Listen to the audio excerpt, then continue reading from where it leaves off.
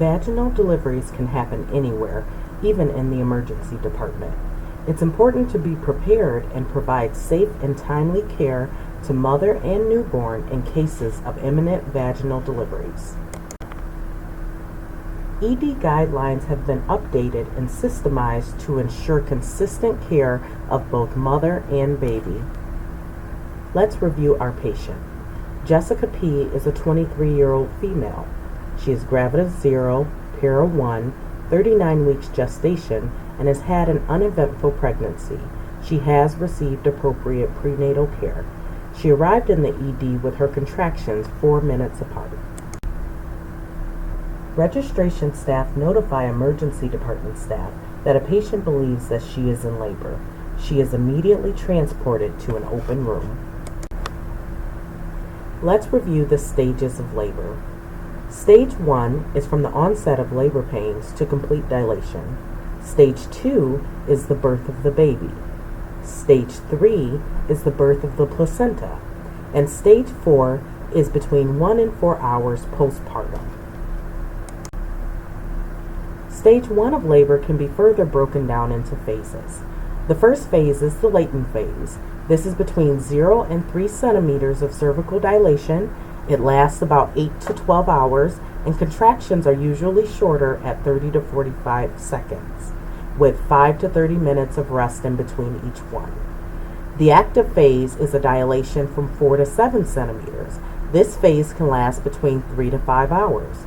Contractions are usually 45 to 60 seconds long, with 3 to 5 minutes of rest in between each one. And the transitional phase is usually a dilation of 8 to 10 centimeters. This phase can last 30 minutes to 2 hours. Contractions last 60 to 90 seconds, and there's usually 30 seconds to 2 minutes of rest in between each one. As you can see, the length of time of labor can be different for every patient, so it's important to notify all the key players as soon as possible. This includes the provider, respiratory therapy, house supervisor, and Bronson First to let them know that there is a possible delivery. Let's go check on our patient. Now that she's in the room, we'll get a set of vital signs, get an IV placed, obtain her fetal heart tones, set up the warmer, open the delivery pack, and obtain infant care supplies. A collaborative assessment between the RN, respiratory therapist, and provider revealed that the patient's vital signs are stable, the infant heart tone is appropriate, and she is dilated to 10 centimeters. Her contractions are now 2 minutes apart. What's going on? I have a lot of pressure. I think I need to push. Let me see. Oh, it looks like the baby's head's right there. You're doing good. Keep pushing. You're doing good. Oh, this hurts really bad. I know. Supporting the baby's head. Good job. Keep pushing. Just a couple more pushes. Okay. The head's out. Let me feel for a cord. I don't see a cord there, so that's good. All right. So push again. The baby's head down. There's the anterior shoulder. And the baby's gonna come up. Can I have a blanket?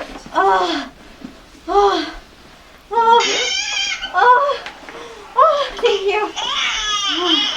Look, he's breathing and crying. You did so good.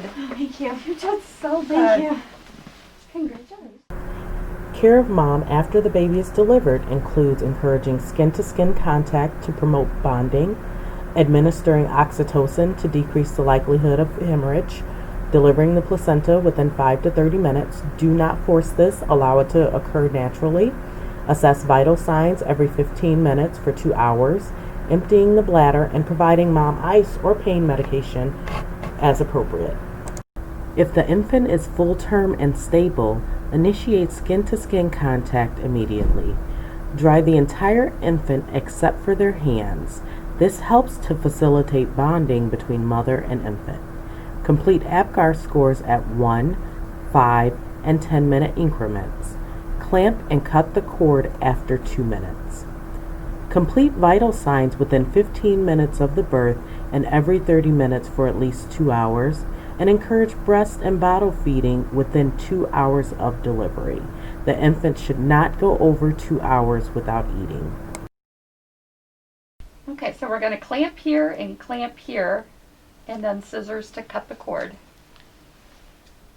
So there's your baby. Now we're going to wait for the placenta to come out. You're going to see the cord increasing in length and usually a little squirt of blood.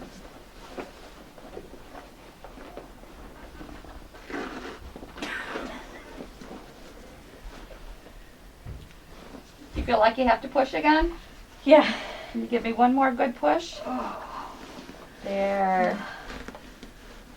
Good job. There's your placenta. Oh, I feel so much better. I bet. If the infant appears very premature, do not dry them off. Instead, cover them from their chin down with a Ziploc bag cut in half. Immediately place a hat on them. For any unstable patients, do not delay cutting the cord. Cut the cord and send them directly to the radiant warmer to begin interventions. Follow stable and NRP guidelines for resuscitation needs. Document all assessment findings and interventions in each patient's individual chart.